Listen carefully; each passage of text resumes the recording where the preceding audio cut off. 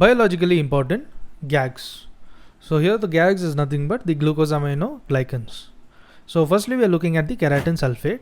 So in keratin sulfate, the disaccharide repeat units, it includes the N-acetyl glucosamine, and N-acetyl glucosamine is along with the galactose. Next, what we are looking at is the hyaluronic acid.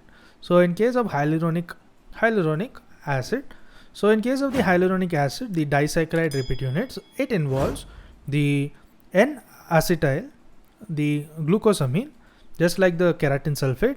And in keratin sulfate, it was the galactose along with N-acetyl glucosamine. Whereas in case of hyaluronic acid, it is the glucuronic acid along with the N-acetyl glucosamine.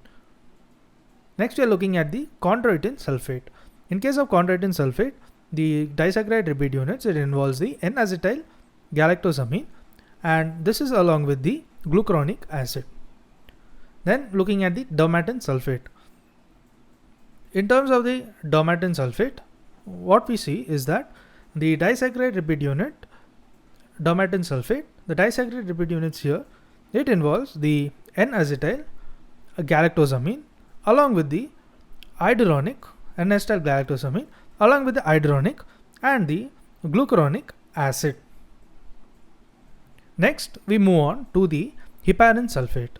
So in case of the heparin sulfate, the disaccharide repeat unit, it involves the presence of the N-acetyl, that is the fewer N sulfated than the heparin, glucosamine along with the glucosamine, and this is along with the glucuronic acid. Then there is the presence of the heparin. The heparin, the disaccharide repeat units here in heparin include the N-sulfated glucosamine, and this is along with the iduronic acid.